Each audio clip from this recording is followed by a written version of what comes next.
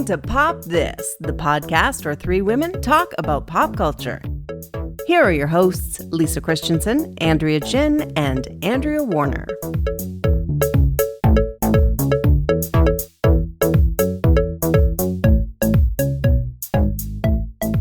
So, in my quest to find the best band shirts, thrifting, I have to say, because that's one of my favorite.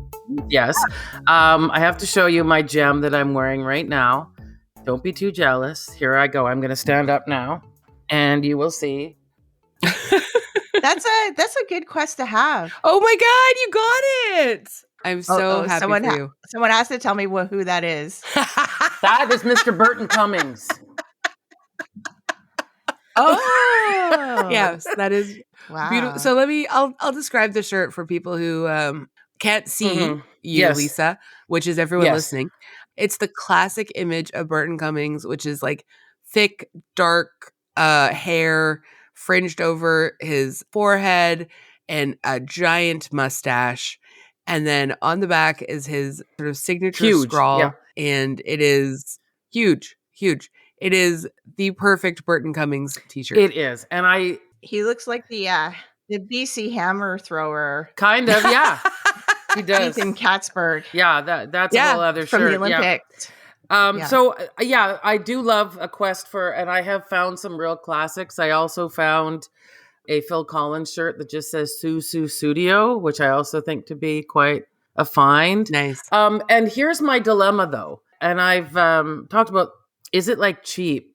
Not cheap, right? Wrong word. Like disingenuous, maybe, to be buying like a Nick Cave shirt from H&M and they're getting really good because they're not just doing like it used to be like there's a section of the H&M, which is like got Guns N' Roses, AC/DC, Blondie, stuff like that, right? Then you go over the other section and it's like the Deftones, Nick Cave, and Jesus and Mary Chain. I'm like, who's advising these people? Like, there should be some authenticity to this, but then maybe I'm wrong. Maybe it's perfectly fine to go and... I think we live in an era where people don't care anymore. No, I know. I think it doesn't matter. And I do think the people are obviously like licensing their images and like there's licensing happening somewhere. So like, unless their rights have been bought and they've passed away and they don't. Yeah, like Nirvana t-shirts. Somewhere, My somehow. God, there are a lot of Nirvana shirts now. Oh boy. Children. I've seen lots of children in Nirvana. Like there's Exactly. Like one of the things that I like about being able to sometimes buy concert t-shirts in places that you wouldn't expect, or even just like album t-shirts or like artist t-shirts in places you wouldn't expect, is that occasionally they get licensed to stores that actually make plus size clothing. Okay. So and not all artists, like when you go to their shows, not all artists have plus size options, right? Dolly Parton actually incredibly brilliant about her sizing. Like she'll go all the way up to like a 5 or 6X and stuff, which is incredible. But like for the most part, that's pretty rare. And so I actually really enjoy that, like at Torrid sometimes with their different like licensing options, I can get like a 3 or 4X t-shirt in like a band that I care about. And I wouldn't be able to do that either, one, because like they're dead, or two, because they're like it's old, like it's just kind of nice. And so I do like that part of it. Like, so I like there's this positive side to sort of that merchandising piece that I benefit from, and I have a hard time can I just tell you, being mad at that, because otherwise your needs are being met in the metal community. I'm just gonna say that. So we're talking about pop. You know what? And it's fair. Like, yeah. Even when the artists are plus size themselves, sometimes they still end up only going up to like a 2X or something. And like that can be fine, but like I would love to see like this more inclusive sizing kind of thing happening. And like I just saw Brittany Howard last night, and she has never let me down. Like I didn't buy a t-shirt last night. I'm trying to be like a little bit good right now in terms of budget.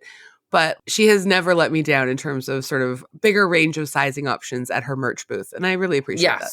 I feel like the wearing of band shirts has become more universal somehow, like in the present era that we're in. Like there's a bigger demand for them. I agree. Than ever. And that's why that they're showing up in these places. Cause I don't know, I guess it's the zeitgeist that people want to wear their bands more than ever. Because like, okay, so last week one of the shows I went to was the stadium concert of Weezer's Blue album tour. Dinosaur Jr. and Flaming Lips. Hello. Yeah. I thought the bill was incredible. And the Blue album is basically the only Weezer album tour that I would sign up for. As they say, don't add us, playing Weezer like the entire fans. album. So exactly. But okay, I went on a journey with Weezer because I kind of have not listened to their music for the past, I don't know, maybe 20 years or something. Yeah. And because they did this like really smart narrative for the show where they kind of like started with a few of their current songs and then kind of went back decade by decade and then landed on they were like astronauts somehow going back in time and landing on the Blue planet. And then like the whole show just built up to this Blue album where they then just like launched into it and just played the whole thing. Cause like there's only like, I don't know, 30 or 40 minutes of music on that album. So that, like they could make it the whole show. And then they ended with the beautiful like Only in Dreams song and no encore. And it was just this like perfect Weezer set. But anyway, my point is when it comes to t-shirts, we got to Rogers Arena and my sister wanted some t-shirts because she likes Weezer Blue album too. So luckily we went immediately when we got there, which is like before Dinosaur Jr. started. Essentially the arena was only like half full and we were able to get it. But like when we sort of circled back before Weezer set, they were completely gone, like decimated. Oh, wow. Like no shirts. And it's just like a giant band like Weezer that's making thousands of shirts, like runs out of shirts at a stadium tour. Like people were just going nuts buying shirts and merchandise. That's incredible. Like, well, that happened to me at Rolling Stones. One of the like, designs was completely sold out. And another time I think it was even with Weezer, with Pixies. They sold all of this Pixies t-shirt too. They only had posters left. They started off with like, I don't know, 8 different t-shirts and they only had posters left by the time before Weezer even took to the did stage. You get one? Did you get a shirt? Luckily we did because we went first thing. As soon as we walked through the door, we made a beeline for the merch table. What does it look like? Was it a good one? Shocked. Like the tour dates and all that? Well, they were kind of doing like a play on Weezer those classic songs, like the Sweater song. So we got one with like, it had a ball of yarn on the front. Oh, cute. And on the back, it was like unraveling. That's nice. They do kind of like good shirts for their fans. They're not just like slapping the logo and the concert dates on the back. I appreciate the good merch. I really do because it's fun. And I'm going to be out there for free advertising for your band. So like make it worth my while.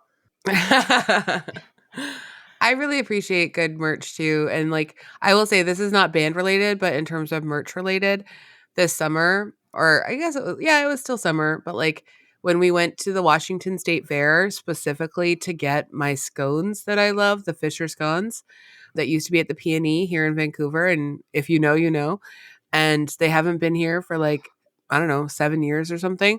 And we knew that they were at the Washington State Fair. So we stopped on our drive back from Portland. And not only did I buy a lot of scones and 2 boxes of scone mix, they had t-shirts that had like, they were kind of like distressed vintage style, like Fisher scones since like 1906 or whatever it is. And again, great size range, by the way. And so I bought myself a t-shirt and my sister a t-shirt and my mom a magnet, and because we're all Fisher scone girls. Wow. And, also to point out, Fisher scone is never to giving us money for this podcast. No, they are not. I would love it. Wait, have you tried the mix yet? Yes, Carlos made one of the mixes and it was good. It tastes like the real deal? Yeah, it's a little bit off because we don't have the same raspberry jam, but it's good. It's really good. Yeah, so I'm very happy about it. I was just curious if they like held back slightly on the instructions or the ingredients so no one would have their specific recipe. Yeah, I mean, didn't have the same weight, I will say. So I think they're doing something weight-wise, like that maybe we didn't put enough butter or something. I don't know. You It's hard to say, have a but recipe that resonates and you built your whole business on. You're not giving that exact. Yes. Well, well, recipe you yes. buy the mix, right? So they're not like they can hold back something from the mix if they want. Like that's absolutely, for sure. But I love this t-shirt with all my heart. I have to like cut it up a little bit though, because I find that sometimes when people are making like ringer t-shirts, the neck is so high and I feel like I'm being strangled. So I am routinely cutting just one line and then sort of moving it into a V. You're like all the cool girls in my high school. Cutting off the yeah, like the yeah. the girls that like smoked in the parking lot. But then again, I did it too. I was just gonna say, but then again, I really dislike t-shirts with a big scoop. When they make, for some reason, when women's t-shirts, I don't like a scoop neck. Yeah. Like, on what year is this? Like, I don't, no, thank you. You mean you don't want it to be continuously off the shoulder? Yeah, and I don't like when they say this is the men's t-shirt and this is the women's t-shirt. Like, I just don't understand why t-shirts are just not unisex. Like, I don't get it. Like, it's odd. So they make a t-shirt with like, for the women's shirt, they'll make the sleeve shorter and they'll make a scoop neck and then they'll make it also shorter at the bottom. I don't know who that's for. Mm-hmm. Like children. It's basically Yeah. merch people deciding that if you don't have a body like a 11-year-old girl, too bad for you because you can't wear our merch. Look, I hear that. I'm always being told, God, what is with you and your curvy ridiculousness? This is what I hear every time. Why are you looking like a human being? Stop it. Why won't you conform to this impossible show me your belly button standard? Well, I'll show you my belly button. It's going to be attached to my hysterectomy scar, and it's going to be impressive and incredible. And it's just shake, shake, shake, shake all the time. Woohoo! Love it. Yeah, do it. Do it. Yeah. You know what? This movie needed a little bit more shake, shake, shake, show me your belly button. Anything. But Anything. we got a lot of iterations of Shake It Off. So honestly, look, I like the ukulele. I'm not going to lie. Okay, we're just throwing around words I don't now think the from this ukulele movie. could save this thing. Wow. All right, guys. I mean, I'm going to prepare you right now. I would like you to understand that there are aspects to this film that I enjoyed. No. I am intrigued. All right. I do not know what you're going to say, but wow. Okay. Look, as you can all hear, I have a cold. It was worse when I watched this film, and perhaps that is... Were you medicated? I was medicated, and perhaps so this those is are why I only hated half of it. Or, well, 2/3 of it.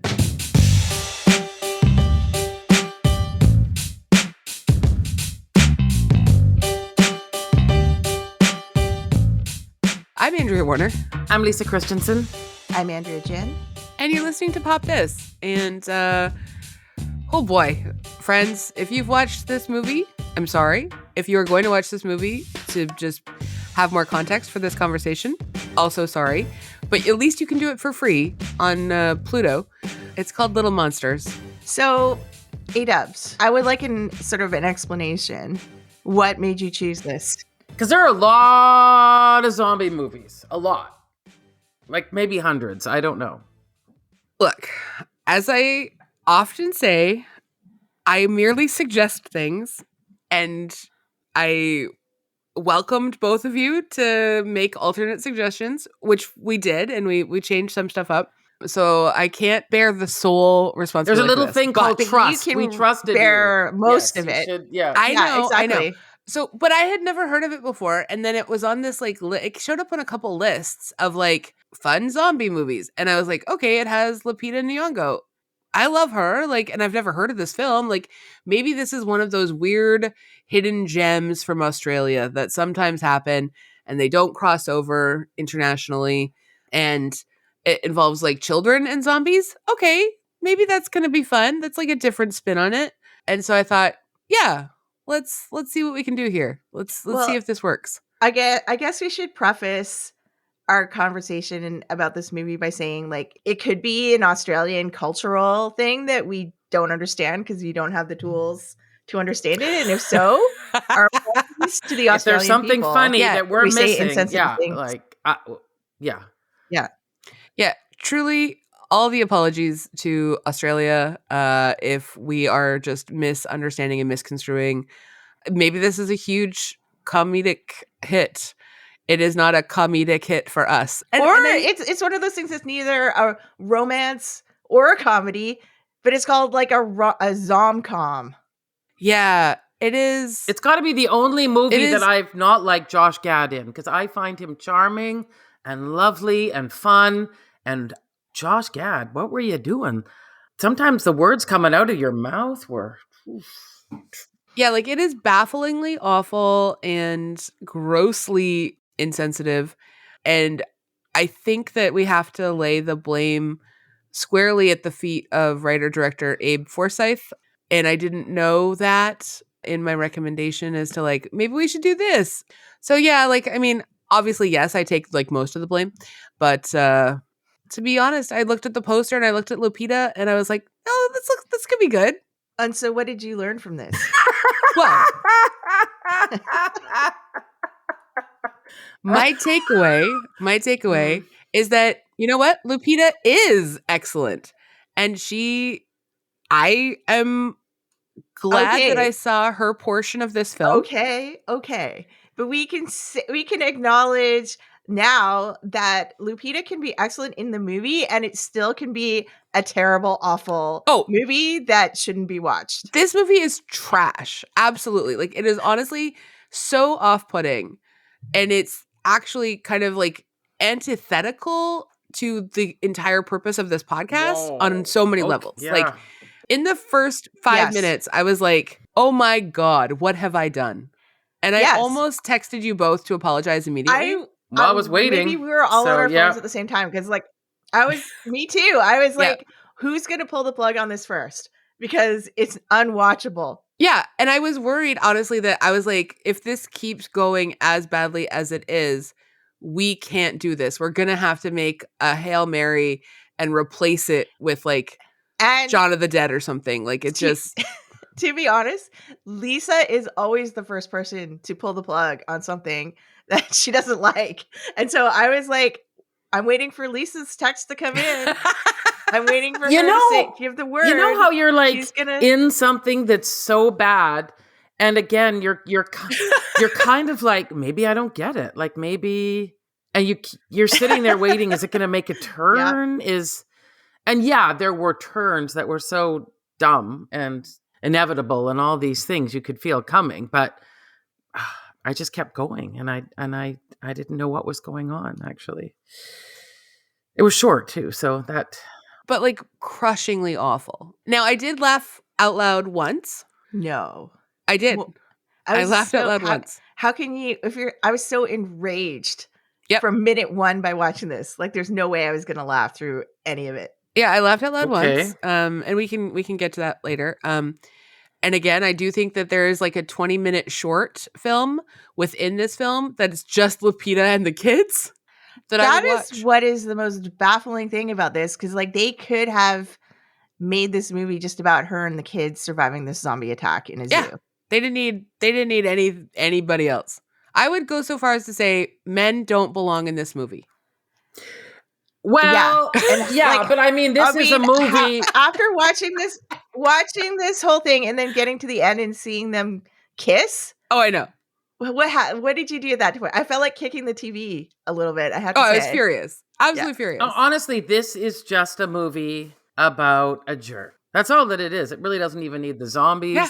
It doesn't. It's just about a jerk, and everything around it is facilitating this jerk to get some sort of insight and into how horrible he is as a human being. Like, it's a long journey just for this awful man Yeah. But that's the hard part is like so And- jerk redemption stories, like we've all seen them, we've watched them, I'm sure we've covered them on the podcast, like, and so think about like Shaun of the Dead, that is kind of a little bit of like a low-key jerk redemption story of like this guy who doesn't want to grow up or whatever.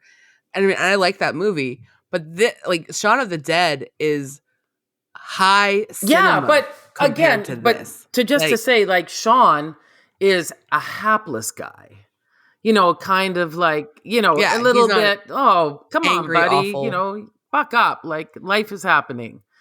This man is actually like the intro of this movie is just he and his girlfriend screaming at each other for 10 minutes. 10 minutes. It's brutal. Just like, and then making a little child see the people having sex and like it. I know. And it steals the child out of its bed. But also, like, in what universe does he end up with the girl at the end of this movie? Yeah. So outrageous. Like, it doesn't make any sense whatsoever. Why would she even consider that at all? Like, they're just because they're trauma bonded? Like, that is the only possible explanation for this. Yeah, it's very unearned. It is very unearned. It is wildly awful. And I didn't hate the final 20 minutes. I'm so sorry. I know that that's disappointing. But again, I like honestly, as soon as Lupita goes out and starts like kicking zombie butt, I enjoy every minute she's on screen for the most part. I enjoy when she shivs the Josh Gad. And I delighted in that. And I like watching her be menacing and funny and like her devotion to music as a tool to like calm the children, but also like calm the zombies when they realize that. Like, I don't know. I hate that they only music soothes the savage beast. Just I hate that they only bought the rights to one Taylor Swift song and played it repeatedly through this movie. But it's just that she's the real The hero other music of this you'll be movie, pleased to but know- it ends up being him. Oh, she's absolutely the hero of this movie, and they're doing everything they can at every point to disservice her. But I'll just say the other music that's in this movie that's not Taylor Swift was apparently all written by the writer-director. I can believe that. Like yeah. God's Hammer or whatever his band is. Their whole budget was blown on getting Shake It Off, the rights for Shake It Off. Yeah, and I feel like Taylor only agreed to that because she was like, oh, Lupita's in this? Great, we're friends. It'll be fine. This movie might owe her more. I wonder if she could retroactively ask them to remove her music from this movie. Well, we should probably read the background and the synopsis. I mean, should we? But yeah, okay, yeah. I know. Again, apologies to everyone on this call and on this recording and listening to this podcast. I did not know what I suggested, and you made a bad choice. Look, mistakes were made. We move on. Choices were made. Yeah. Choices were made. Violence was done, and I mean, hopefully, you at least enjoyed Lupita Nyong'o. Okay, Lisa, do you want to read the background? Yeah. Little Monsters is a 2019 zombie comedy horror film, in quotation marks, written and directed by Abe Forsyth, starring Lupita Nyong'o, Alexander England, Josh Gad, and Kat Stewart. The film had its world premiere at the Sundance Film Festival. It received generally positive reviews from critics, with many praising the performance of the cast. Okay. I mean, I guess that's where you gotta land when the movie is trash. Yeah. AG, you want to read the synopsis? A class of Australian kindergartners on a farm field trip find themselves surrounded by the undead. The key to their survival is their teacher, Miss Caroline, who is able to convince the young ones that it's all a part of a game, and initially receives little help from immature chaperone Dave and a tormented kids host played by Josh Gad. That's it, the end. Yeah. So, like, I mean, that's from Nick Allen at RogerEbert.com. Tormented kids host, like, the kids host is actually doing the tormenting for the most part, from what I can tell. True. That man deserves no sympathy at all, and yeah. Like, did we need that Well- much about him. I mean, just the fact that he wouldn't let them in the gift shop to hide from the zombies would be enough for me not to like him. But the layers that they present for reasons you might not want to like this man. We get more Yeah. backstory on the Josh Gad character than we do on Caroline. Exactly. Why? Why do I don't care about him at all? And like, what is the point? Like, was it a personal thing he had where he finds children's entertainers weird or something or suspicious?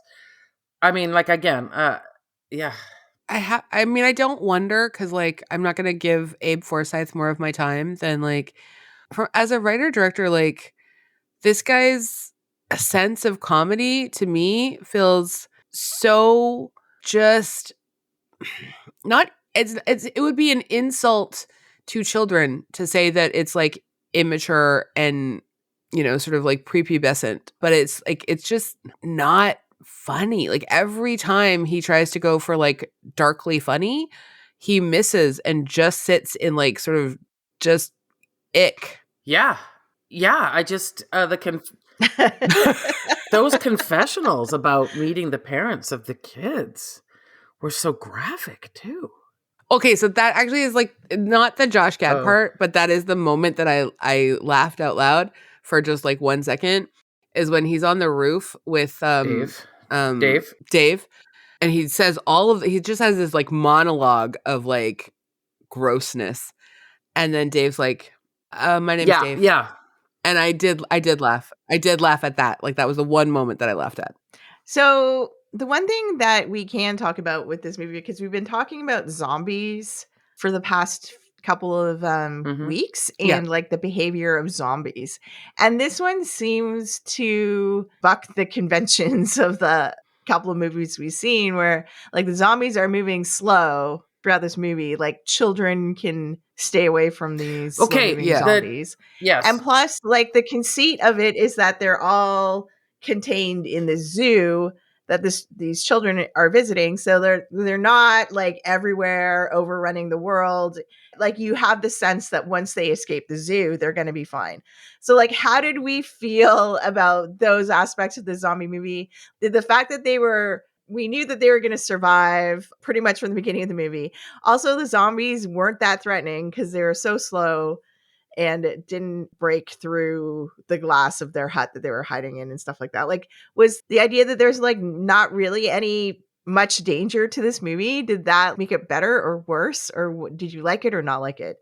I thought the kids were more in danger from the adults that they were with outside of Caroline. Like I thought the kids were much more likely in danger from Josh Gad than the zombies. Well, yeah. But what I liked about the army base next door, they're like, okay, it's happened again. Are they slow or fast this time? Slow. Okay, that's better. Like I liked that they just live in a world where like the army knows that zombies happen. The rest of the world, not quite, but like they're not that surprised. And they're able to just like she fights off the zombies with I think like a broom handle.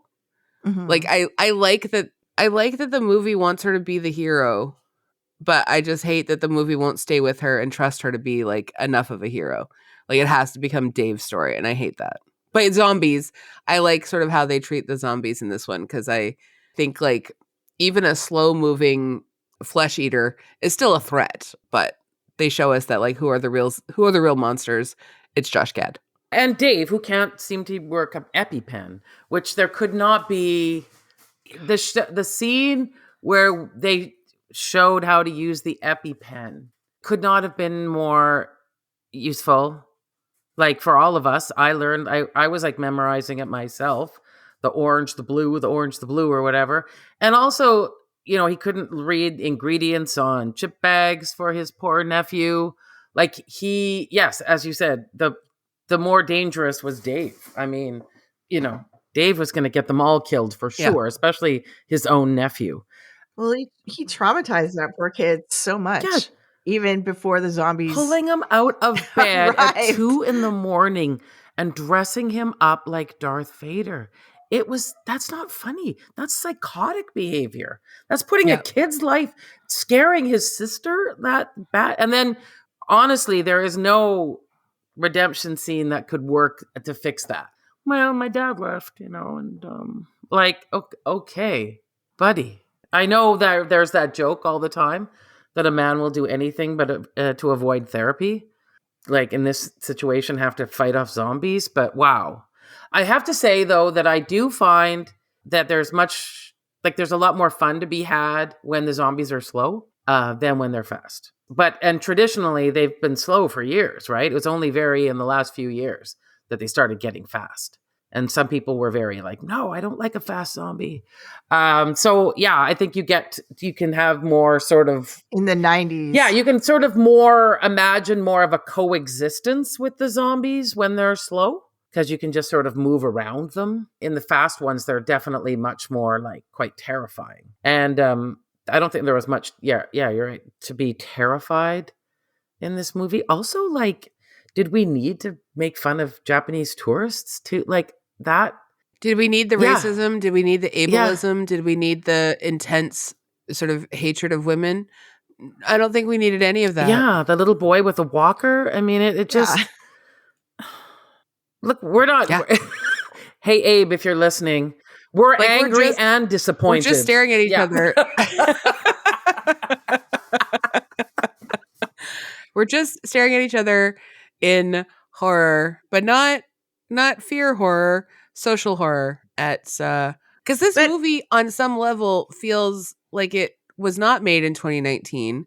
It feels like it's from like the early to mid 2000s or something, like, and I know we got fast zombies in 2002 and that changed the game and et cetera, but like, I didn't think that I would see a movie that would make me think, oh, Dawn of the Dead did have some good, like I didn't know that this is what was going to happen to me in this journey so far.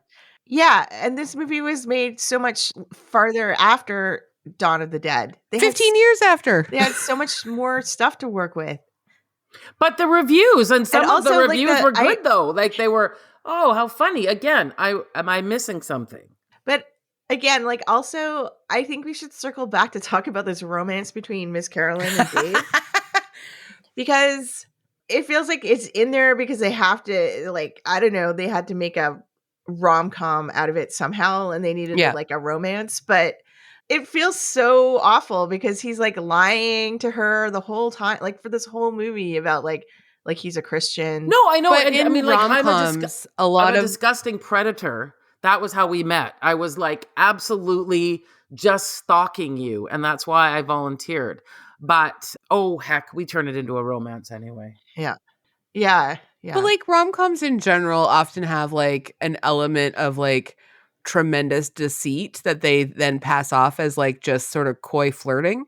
And so like I don't find that that's that antithetical to like the entire genre of like rom-com. Like, but isn't she engaged as But no, well? she's not. no, she says she lies about to that. keep all the because men she away broke up and with also- the person about a year ago or Yeah. something. Oh, okay. But all the gross dads hit on her, so she has to like right. pretend. Exactly. But like what makes him different from gross dads? Nothing except that he then gets all the kids to sing Miss Caroline. Because he likes Neil Diamond, And that is the moment where we're expected to believe that she falls for do him. you mean Sweet Caroline? Because she's sort of like, yeah, well, but he changes the words to Miss Caroline. You're right, yeah. And it's because she loves Neil Diamond, and he apparently also has a Neil Diamond thing. And look, I love to hear Sweet Caroline all the time. I don't mind at all having this turned into Miss Caroline because again, Lupita is great. But the idea that this is enough for her to think that this man has any merit at all. And I know she also falls for him because he ends up like being good to his nephew ultimately and like trying to like calm kids down or whatever. But like the bar is so low for men all the time in these movies. And this even worse, like this woman is so incredible that she can single-handedly fight off a ton of slow-moving zombies and keep these children calm and just like keeps her soul together for all of these children. And all he has to do is give one tiny hoot about a child not dying That he's related and to. change the words to Miss Caroline, and that's it. and he's But fine. and then we're supposed to like he has somehow deserved because he goes her. out at the end with Josh Gad to get the whatever, the tickle trunk or whatever. But then the real God, the tickle truck. Okay, is that what it was called? I don't know if that's what it's called, but it's I don't know, but that's awful and I love it.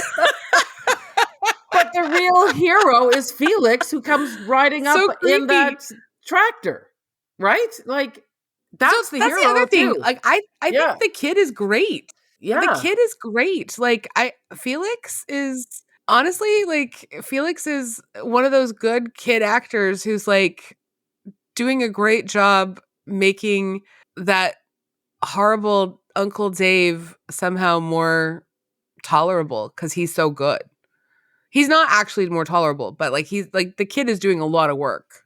Yeah, and has a lot more street smarts and knowledge than the character of Dave.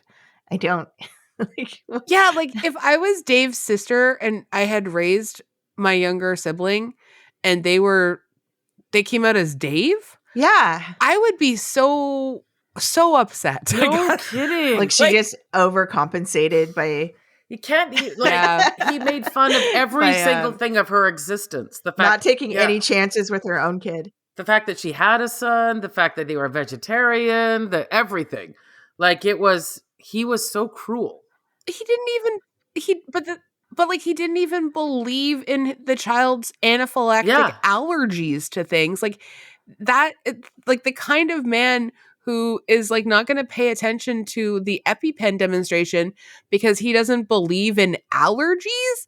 Oh my God. And I know that he's like one step away from reading a Jordan Peterson book. Like I get it, but that's why he does not deserve anything except to be eaten by the zombies. Absolutely. I understand it would have been traumatic for Felix. Yes.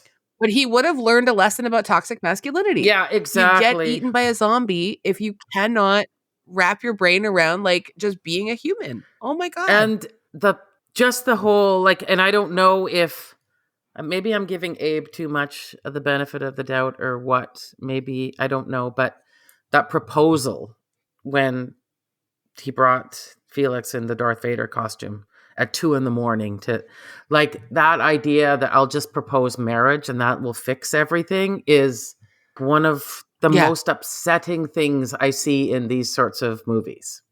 Yeah, I hate it. Did you think perhaps that the zombie might get to eat Dave? No. This was fully going to be the Dave story all along. I mean, we're all supposed to be at the end. We're all supposed to be at the end going, oh, Dave, give him a little knuckle across the head. Look, it all worked out. Yeah. I just thought like with Train to Busan, the dad like has his full moment of like becoming someone who is not selfish by like sacrificing himself, right? Like to save the That's what elevates it into a know. spectacular zombie movie. I know. And I just thought like maybe Dave can just get eaten and that can be the character growth there. Like it's the end of the character growth, but it's still character growth. Instead, he gets rewarded with potentially a lifetime with this incredible woman who is going to have to just like be his parent and his partner. Yeah, because I think like when men write these movies, they write the whatever behavior they want to. Oh my God. They write up like the fact that the guy wins in the end. We slipped back into Manic Pixie Dream Girl nonsense, didn't we? Oh, yes. Oh, yes. Oh, no. Oh, no. Boy, you nailed it. I mean, Lupita gets a little bit more to do because she gets to stab stuff, but like, oh no. Mm-hmm. Yeah, she even has a ukulele, you guys. Oh. and the dresses she wears. And she's wearing like a perfect, like the yellow dress. The dress. How many very kindergarten Zoe teachers Deschanel wear sort of dresses like that to work? Yeah. Yeah. Uh-huh. Yeah. With their hair perfect. Oh, like she just looks perfect from the get-go. Uh-huh. But that's not like, teachers don't look perfectly pressed and done up for every day at work. Yeah. Even when she comes back covered in blood. Like, I mean, that's the thing, though, about Lupita's performance. When she comes back and she's covered in blood and she tells everyone that she's covered in jam.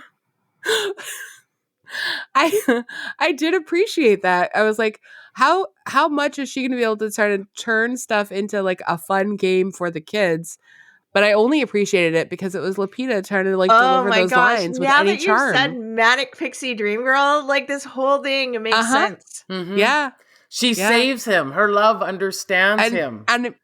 yeah, I Yeah. mean the Nick Allen for Roger Ebert, one of his quotes is Nyong'o turns out to be the film's highlight, and at least it has her in a role that proves she's game for ridiculousness and later on in the film can master a dryly funny monologue, which she does everything. Like he goes on to say, along with Jordan Peele's Us, proving the Oscar-winning actor's multiple talents, you should hear her sing Shake It Off by Taylor Swift here while actually playing ukulele. Even when she's not displaying an alarmingly tender mezzo-soprano voice, Nyong'o is a life force for Little Monsters, cutting through the shrill buffoonery of her male co-leads. I mean, I do agree with that. Mm-hmm. Yeah, I mean, I don't think we thought that any of the Manic Pixie Dream Girls, like the actresses who played them, their performances weren't good. No, they were always good. Yeah. Can we just go back on It's one the thing? story. Oscar winner? Like, oh, come on. Oscar winner, right? That's the thing. Like, Yeah, why did she do this movie? How Maybe did it she seemed end up in this fun, or you get to movie? hang out in Australia. I don't know. Maybe everyone's really nice. Yeah, I mean, there could have been fun things about it that, like, it might have seemed like sort of a good time. But there's a good essay on, I think it's on Lainey Gossip, actually, from the other day. And it's about Lupita and how even though she won an Oscar 10 years ago, the majority of her breakout and like honestly good roles in the last 10 years have been animated films, and basically the thesis is like even winning an Oscar cannot level the playing field for Black actresses in Hollywood. That like she has not had another good meaty role that she can like show up bodily in, that is mostly her voice acting that has like ended up being huge for her in the last 10 years. And I think there's a lot to that. It might be why she ended up in a film like this, where she is like ostensibly supposed to be the lead, but it unfortunately Dave became the sort of lead, but at least she's the co-lead, you know? It might explain something like this. I did see her in The Quiet Place. Did you see that new one? Quiet Place Day One? I've heard that that's great. Yeah. I've heard that that's Yeah, great. she's really and good in that's that. That's been a good one Yeah. in the last couple of years. Yeah. But like they talked about like The Quiet Place is like the only other sort of like Us should have been like she's brilliant in Us. Oh my God. And she should have had an Yes. Oscar nomination for that. Yes. But like they're not gonna like Mhm. award horror films, unfortunately, with nominations. And like, you know, she's amazing, but like where she's had like a ton of accolades has been in animated work. Mhm. And it's a good article. I recommend it. We can link to it in the notes. Yeah. Oh boy. I'm sorry guys. Mistakes happen. You know what? In the end, I always say it's good to watch bad films because it makes you appreciate the good ones all the more. You know, you look at them differently and you think, oh, it is actually very hard to make a really good movie. It really is. And it seems particularly easy to make a really terrible one. But I mean, again, if this is just like people in Australia thought this was a hilarious, brilliant rom-com movie, and it's because for reasons we don't understand because we're not Australian, like let us know. Oops, sorry. Yeah. No, I have a friend who's this is not the case. I have a friend who's British, and I remember when she watched Election and did not understand why everyone was laughing at that movie. And I thought, well, that's kind of interesting, right? That this sort of high school days and the character she played and that suburban setting, like she just didn't like it went right over her head, the whole thing. So, yeah. Okay, fair enough. Could just be a cultural thing. Yeah. Oh boy. So I think we know the answer to this. Yeah, don't watch this. Does this movie pop? Don't watch it. Yeah, it does not work for me on any level. No. Like, it's not even, I don't like scary movies and I don't want to watch a scary movie, but this was not scary in any way. This was not funny in any way. This was not romantic in any way. It on all fronts except for Lupita Nyong'o being a great actress in this movie. Like, it's completely failed. for me. 100%. Yeah. Yeah, I think it is a awful, awful film. And I do love Lupita in it. And again, you could make a very good 20-minute film where it's just her and the kids. Mhm. Yeah, that sort of long-awaited project of yours, A-dubs, where you re-edit movies. You do. I guess I gotta Abbreviated make a edits list of all the movies. movies that I want to see, just like my edit on. This and, isn't an edit. This is a rewrite and a recast. I mean, you can't. No, it just. Yeah, it's too big. You could just cut Dave completely out of this movie. And Josh Yeah, Gad. I think it Oof. would be fine. Oh, I definitely. That's Yeah. the thing. I would cut Josh Gad first out of this film Yeah, before Dave. and I feel bad, like I said, saying that. But also cut the first, I don't know, what is it, 15 minutes out of this movie? Oh, I'd cut the first half hour. Yeah. Oh yeah, 20 minutes. yeah. So basically, we're looking at a TikTok now. No, it's a 22-minute Okay. YouTube short. Yeah, What are you there talking we go. about? Okay.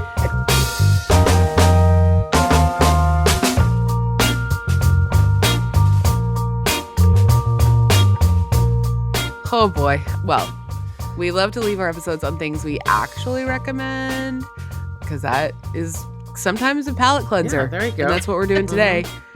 Yeah, Lisa, what about you? Yeah, so I am a little late to this party, but I am now finally reading the book Yellowface by R.F. I hope it's Kang. Oh, good. I've heard Kang. great Oh, things. it's an amazing read. I don't want to say too much about. I mean, I knew some of what it's about, but I think it's much more fun to just be sort of surprised by it. This is going to be my year of reading her books because I did just read Babel by her a couple of months ago, which was quite a tome. This one is a lot shorter and but just fantastic. I'm really, really enjoying it. Yeah, I've heard great Yeah. things about that book. Awesome. E.G., what about you? I'm going to recommend Ali Wong's new comedy Ah, special yeah, on okay. Netflix. Called Yay. Single Lady. She's back to doing stand-up, back to form. It's her sort of signature, a little bit raunchy comedy, which she's famous for. But she has been divorced since her last comedy special came out. And so this one is kind of all about her being divorced and re-entering the dating. Was this Dating before she field, met Bill so Hader then? it's, Or like, because they've been together a She long time. talks about, okay. before she met. Yeah. Before she met Yeah. Bill Hader, but she does mention him in the Oh, special. okay. Sort of not by name, but like who she's Mhm. talking about. Yeah. I can't wait. I love her. Mhm. And that sounds great. Yay. I'm going to recommend a new book by a friend of the podcast. And she talked about Jurassic Park with us on the podcast a long time ago. But Hannah McGregor has a new book called Clever Girl, Jurassic Park. It's part of the Pop Classics series. And it's brilliant, of course, because so is Hannah. But I'll just read you a quick little... in Clever Girl, Hannah McGregor argues that the female-only dinosaurs of Jurassic Park are stand-ins for monstrous women, engineered by men to be intelligent, violent, and adaptive, and whose chaos resists the systems designed to control them. As they run wild through their prison, a profit-driven theme park, they destroy the men and structures who mistakenly believed in their colonialist and capitalist power, showing the audience what it means to be angry, monstrous, and free. The velociraptors were not just jump scares for children, but also revelatory and predatory symbols of feminist rage. Clever girls, indeed. Wow. It's so good. That's And I'm so fantastic. proud of Hannah. Yeah, so proud of Hannah. It's so good. And everyone should just, run out and get Hannah's book, Clever Girl. All right. Lots of good recommendations there. Other than Little Monsters, so which we Yay. are not Yay. recommending. So there we go. Yeah. Yeah, don't recommend Little Monsters. Stick with all the other things we recommended. Mhm. And again, apologies. Yes.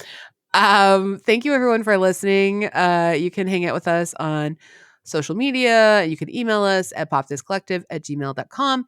And you could rate and review us on iTunes or wherever you listen to your podcasty stuff. And I'll always do 5 stars. Just do 5 stars. Yeah, exactly. Unless it's a 10-star system, and then do 10 Yeah. stars, please. Max stars. All the stars for us. And thank you to Andrea Gin, who is our co-host and producer here at Pop This. And thank you all for joining us on this zombie journey.